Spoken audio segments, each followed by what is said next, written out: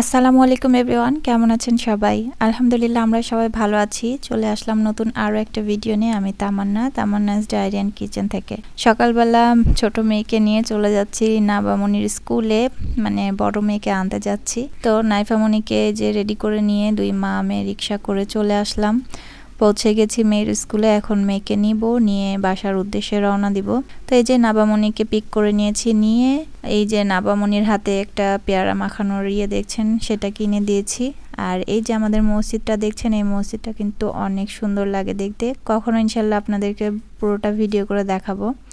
আর আসার পথে পেয়ারা নিয়ে এসেছিলাম, তো এসে নাইফামনি ওটা খাওয়া শুরু করেছে। আর কাঁচামরিচ কিনেছিলাম কিছু, আর একটা চাল কুমড়া কিনেছিলাম। তো কাঁচামরিচগুলো একদম পরিষ্কার করে নিলাম, আর এদিকে চাল কুমড়াটাও ছিলে পরিষ্কার করে নিচ্ছি। আর আজকে রান্না করব হচ্ছে ইলিশ মাছ, সরিষা ইলিশ রান্না করব, আর করব চাল কুমড়া ভাজি। এই তো অনেক তাড়াহুড়া করে কাজ শুরু করে দিয়েছি, কারণ আমার গেস্ট আসার কথা। তো খুবই ঝটপট করে রান্না বান্না শুরু করে দিলাম, কারণ আমি ওদের দুপুরের খাবার আয়োজন করছি। তো যাই হোক, এখানে মরিচগুলো তো সব মানে শেষের পথে অল্প একটু ছিল। তো মরিচের বক্সে আবার মরিচ কেটে রেখে দিলাম, যেগুলো মরিচ নিয়ে এসেছিলাম সেগুলা।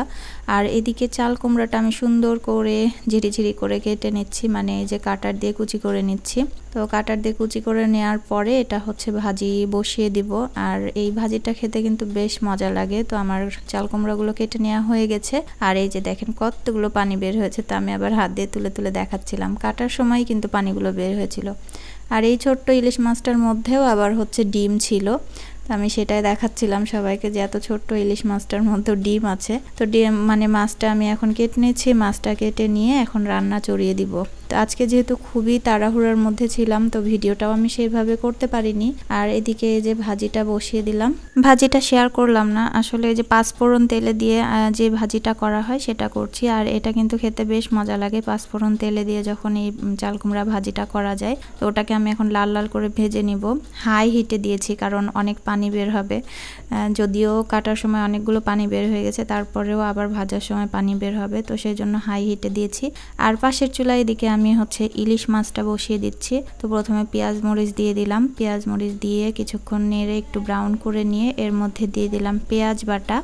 তারপরে এটাও একটু ভেজে নিচ্ছি, কারণ এটা থেকে একটা কাঁচা স্মেল থাকবে, তা না হলে। তারপরে লবণ, হলুদের গুঁড়া, মরিচের গুঁড়া, অ্যাজ ইউজুয়াল যেগুলো থাকে সেগুলো। আর সরিষা বাটাটা আমি একটু পরেই দিব। তো এই যে এখন একটু সরিষা বাটা দিয়ে দিচ্ছি, খুব বেশি দেয়নি যেহেতু ছোট মাছ। তো যেটা বেটেছিলাম তার থেকে হাফ দিয়ে দিলাম।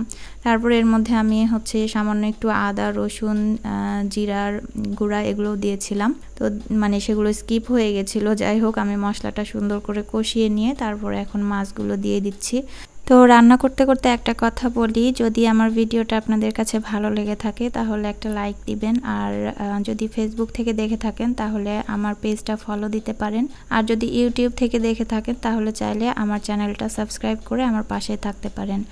তো আজকে খুবই যেহেতু একটু তাড়াহুড়ার মধ্যে ছিলাম, তো রান্না বান্নাটা একটু ঝটপট করে নিচ্ছি। আর এই যে পানি দিয়ে দিলাম এখন মাছের মধ্যে। পানি দিয়ে এখন এটা একটু নেড়ে চেড়ে নিয়ে আমি একটা ঢাকা দিয়ে রান্না করে নিব। আর এটা খেতে বেশ মজা হয়, সরষে ইলিশটা আমার কাছে বেশ মজা লাগে। আমরা বাঙালিরা প্রায়ই অনেকেই কিন্তু এই ইলিশের যে সরষে ইলিশ যেটা, সেটা কিন্তু অনেক পছন্দ করি। তো যাই হোক, রান্নাটা হয়ে গেছে এদিকে। এখন এই দুটাতে তো হবে না শুধু, তো ভাবলাম যে আমি একটু ডাল আলু দিয়ে বসিয়ে দিই। তো প্রেশার কুকারে বসিয়ে দিচ্ছি এটা। আর এদিকে মাছটা নামিয়ে নিলাম। আর আমার রান্না শেষ হতে আমার বাসার গেস্ট চলে এসেছে। তো কে এসেছে চলেন আপনাদেরকে দেখাই। আজকে এসেছে হচ্ছে আমার মেজো বোন, আমার বড় বোনের মেয়ে, আর মেজো বোনের মেয়ে, মেজো বোনের ছেলে। তো ওরা সবাই এসেছে আমাদের এখানে। তো আজকে থাকবে ওরা। তো সেই জন্য আমি তাড়াহুড়া করে রান্না করছিলাম, কিন্তু যাদের জন্য রান্না করেছি তারাই খেলো না এসে। তারা বাসা থেকে খাওয়া দাওয়া করে তারপরে এসেছে। তারপরে তো বিকালের দিকে ওরা খেলাধুলা করছিল। তো বোনেরা, ভাই বোনেরা সব এক জায়গায় হলে অনেক আনন্দ ফুর্তি করে। তো ঠিক আছে, আজকের ভিডিওটা এখানে শেষ করব। তো সবাই ভালো থাকবেন, সুস্থ থাকবেন। ভিডিওটা কেমন লেগেছে অবশ্যই কমেন্ট করে জানাবেন। আসসালামু আলাইকুম, আল্লাহ হাফেজ।